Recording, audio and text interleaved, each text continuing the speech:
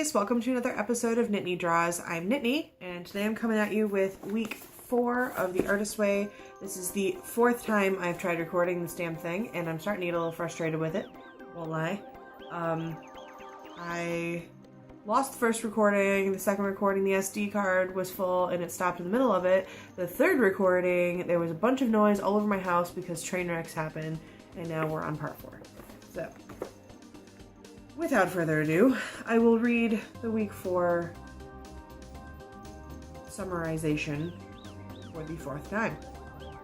Well, 5th time, because I also read it in preparation for this video, so this is the 6th time? I don't know, something like that. This week may find you grappling with changing self-definition. The essays, tasks, and exercises are designed to catapult you into productive introspection and integration of new self-awareness. This may be both very difficult and extremely exciting for you. Warning, do not skip the tool of self-reading deprivation. Honest changes. Working with the morning pages, we begin to sort through the differences between our real feelings, which are often our secrets, and our official feelings, those on record for public display. Official feelings are often indicated by the phrase, I feel okay about blank, the job loss, for dating someone else, my dad's death. What do we mean by I feel okay? The morning pages force us to get specific. Does I feel okay mean I feel resigned, accepting, comfortable, detached, numb, tolerant, pleased, satisfied? What does it mean? Rather than face the mess, we will mess up on doing the morning pages. This is in direct response to her talking about neglecting the morning pages and people who choose to neglect the morning pages after a couple of weeks of doing this and why they choose to. And usually it's because at that point, they are on the verge of something happening in their brain, and so they reject the morning pages out of fear. Extreme emotions of any kind, the very thing that morning pages are superb for processing, are the usual triggers for avoiding the pages themselves. We arrive at clarity, and clarity creates change. We may want our illusions back. We want to pretend our friendship works, we don't want the trauma of searching for another job, etc. On page 83, one of the clearest signals that something healthy is afoot and the impulse to weed things out, sort through, and discard old clothes, papers, and belongings. For me, that isn't as much of an issue, I don't think. I'm pretty good at getting rid of things. My husband will probably disagree. I think I'm pretty good at getting rid of things once they have outgrown their use to me. Once I look at them and I go, nope, you're not useful anymore, it's gone. But I will think about them for a long time before I make a decision. Like, it took me, 2 years to decide on the color of paint that we were going to put in the kitchen because I couldn't make a decision. But once I made a decision, I decided to do it all in one weekend. When the search and discard impulse seizes you, 2 cross currents are at work. The old you is leaving and grieving, and the new you celebrates and grows stronger. Travelers on the artist's way are seldom aware of the speed of their growth. This is a form of denial that can tempt us to abort the recovery process that isn't happening to us. Oh yes, it is. When we have engaged the creator within to heal us, many changes and shifts in our attitudes begin to occur. I enumerate some of them here because many of these will not be recognizable at first as healing. In fact, they may seem crazy and destructive. At best, they seem eccentric. So there's an entire section on page 84 that I highly recommend you reading, and it's all about what changes you may not see in yourself but are actually happening. And I admit that I had some trouble with this recently in that my hair is weird today. In that I didn't see any of those changes in myself, and I think that that's partially because when I started this book I figured it was, kind of for artist block, and I guess it's more for people who are not creative in their normal day. And for me, I am creative in my normal day. I draw almost every day. I have an office completely dedicated to creative expression, and I release a YouTube video every single week, at least one, sometimes more than that. And so I'm creative a lot more than the people that she references in this book, at least. And because of that, I had some issues kind of connecting to the lesson plans and figuring out how I was going to utilize this in order to be beneficial for not just my viewers, but also to myself. So I've had some trouble with adjusting to that and trying to figure out how to make this useful to myself and make this something that was going to be beneficial for both me and my readers. Buried dreams and exercise. As recovering creatives, we often have to excavate our own parts for the shards of buried dreams and delights. Do a little digging, please. Be fast and frivolous. This is an exercise in spontaneity. Be sure to write your answers out quickly. Speed kills the censor. I did this exercise, and I think you should too. The first exercise is number 1, 5 activities which sound fun. And my activities are biking, going out for ice cream, going on a wine tour, having a fancy brunch, or going hiking. Number 2, 5 classes which sound fun. Number 1 is figure drawing, 2 is a Copic marker class, 3 is a money management class, 4 is a growing a fan base class, and number 5 is Final Cut Pro editing. Number 3, 5 things you'd never do which sound fun. Go on a tour of Jerusalem, cross-country biking, perform in front of millions on a stage, go parachuting, ride in a hot air balloon. 5 skills it would be fun to have. Be able to do tattoos, woodblock printing, digital art, vlogging, and wrapping presents at Christmas time, but make them like super pretty. Number 5, 5 things you used to enjoy doing. I used to enjoy making fun of people, homework, taking notes, running, racing people at everything, and being in charge. Number 6, 5 silly things you'd like to try. I'd like to go on a ghost tour, try the color run, finger painting, try being a clown, and pole dancing. Reading deprivation. This is the one that I can't knock it because it's helpful, but I would like to have an update for the book for this, because this book was written, copyright is in 1992. Copyright is in 92. We definitely didn't have cell phones and email and just so many different forms of communication, like text messaging. Does text messaging count? You know, like those sorts of things.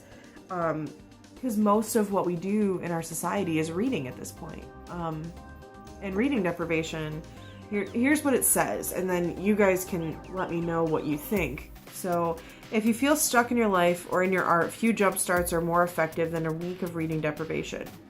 No reading. That's right. For most artists, words are like tiny tranquilizers. We have a daily quota of media chat that we swallow up like greasy food. It clogs our system. Too much of it and we feel, yes, fried. It is a paradox that by emptying our lives of distractions, we're actually filling the well. Without distractions, we are once again thrust into the sensory world. With no newspaper to shield us, a train becomes a viewing gallery. With no novel to sink into and no television to numb us, an evening becomes a vast savanna in which furniture and other assumptions get rearranged. Reading deprivation casts us into our inner silence, a space some of us begin to immediately fill with new words. Long gossipy conversation, television binging, the radio as a constant chatty companion. We often cannot hear our own inner voice, the voice of our artist's inspiration above the static. In practicing reading deprivation, we need to cast a watchful eye on these other pollutants. They poison the well. If we monitor the inflow and keep it to a minimum, we will be rewarded for our reading deprivation with embarrassing speed. Our reward will be new outflow. Our own art, our own thoughts and feelings will begin to nudge aside the sludge of blockage, to loosen it and move it upward and outward until once again our well is running freely. So what she's saying is, like, just don't read anything. Which is great. I mean, I think it's a really smart idea, and for, especially in 1992, your only form of entertainment would be watching TV or reading. That was it. But now we have so many other technological thingies that we can play with and fiddle with and distract ourselves with, that I wonder if an update to this verbiage would be good, to try to maybe do like a social media deprivation experiment or something like that. Because honestly, I waste way more time on Facebook than I ever do reading a book. I usually end up reading audiobooks, honestly, because I can work on something else while I'm doing it. So I wonder if I wonder if those things ought to be included or not. I don't know. When I did my reading deprivation experiment, I just didn't read anything. The only thing I did was I used my email, and I used my email and I used text message, but I didn't like read a book or the newspaper or anything like that. So I don't know if it worked or not. Okay, so now we get into the tasks for the week, and I honestly didn't do all of the tests for this week. They are numerous, they are complicated, and they are high maintenance. I did numbers 1, 2, 3, 4, and 5. So I did a significant number of them, but only probably like half. So the first question is environment. Describe your ideal environment, town, country, swank, cozy, one paragraph, one image, drawn or clipped that conveys this. What's your favorite season and why? Go through magazines, find an image, draw it, place it near your working area. So I didn't draw it, I wrote it out because I'm usually a visual artist and I feel like writing it was more of a stretch. So what I did was, my ideal environment is sitting on a back porch of a house on the beach. I can see the ocean. It's warm outside, about 72 degrees, and there's very little wind. It's bright and sunny, but clouds are overhead to give me a break from the heat to not get sunburned. Sorry, my handwriting's awful. I'm sitting on a porch chair with a table in front of me. The chair has a big enough butt portion that I can sit with my legs crossed. I'm drawing and listening to the ocean. Everything is peaceful. I can smell the ocean. In my head, I can like picture myself in that place with a little bit of a breeze and my sketchbook. It's warm. I can hear the birds. I can hear the ocean. I can smell the water and I can smell the seaweed, and I can feel the way the sand is on the porch, and my feet are sitting on the porch rungs, or they're curled up in the chair. I usually sit with one leg up and one leg down, so I can feel it on one foot and not on the other. And I don't have to wear leggings in the middle of the springtime because it's warm and pretty, and it's not overly warm. It's not like 700 degrees outside, but it's also not 50 like it is in Michigan. So that's my ideal environment. Number 2, time travel. Describe yourself at 80. What did you do after 50 that you enjoyed? Be very specific. Now write a letter from you at 80 to you at your current age. What would you tell yourself? What interests would you urge yourself to pursue? What dreams would you encourage? So what I said was, I have long gray hair and I wear it pulled back into a ponytail or a braid. I wear billowy clothing so I look like a Wicked Witch of the West sort of thing. I have laugh lines around my eyes and my mouth. I'm pleasantly plump and my hands are strong. After 50, I was able to retire and work in a nonprofit helping shelter animals with my husband. So, I'm not going to read my very personal letter to myself for the entire internet to hear, but I will tell you what I look like. Number 3, this is another one I'm not going to read for public consumption because it's kind of personal. Time travel. Remember yourself at 8. What did you like to do? What were your favorite things? Now write a letter from you at 8 to your current age, and what would you tell yourself? Number 4, look at your house. Is there a room that you could make into a secret private space for yourself? Convert the TV room, buy a screen, hang a sheet and cordon off a section from some other room.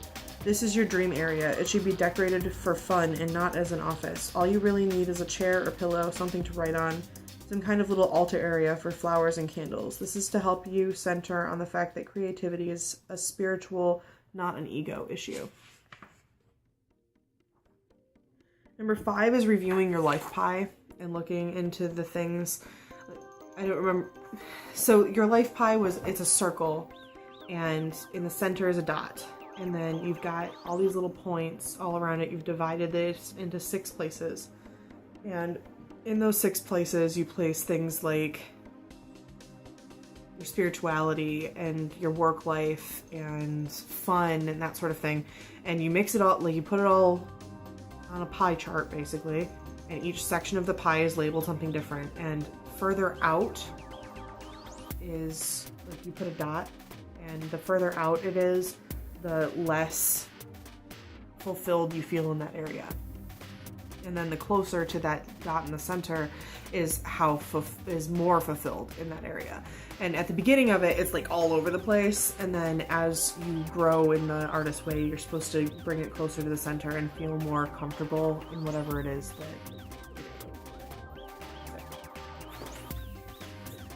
Number 6, write your own artist prayer. Use it every day for a week.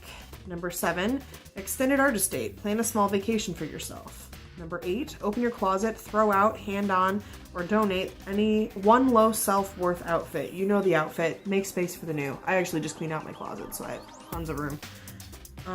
Look at one situation in your life that you feel you should change, but you haven't yet. What is the payoff for you staying stuck?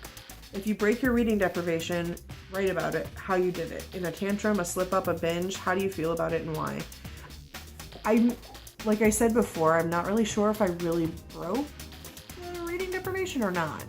Because what I did with it was I just read my emails and I checked a little bit of social media and I worked on YouTube stuff. So I didn't really read anything, like a book, except for this book.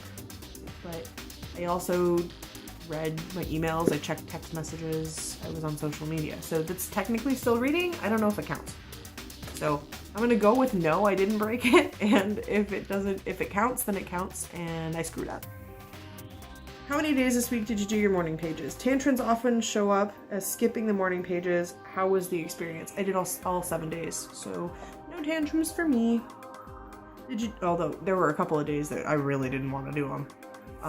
The 2 days prepping for that art show, I was like 4:30 in the morning and I just did not want to write 3 pages worth of stuff about my life at that point. I really just wanted to go to sleep. Number 2, did you do your artist date? Does your artist get to do more than rent a movie? What did you do? How did it feel?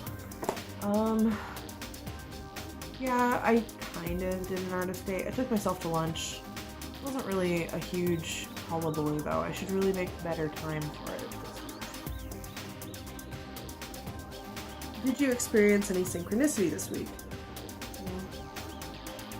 Were there any other issues this week that you consider significant to your recovery? Describe them. Did an art show. That was hard. I think it was good that I did the morning pages even though I really didn't want to do them. That showed a little bit more tenacity than I usually would have. Which was kind of cool.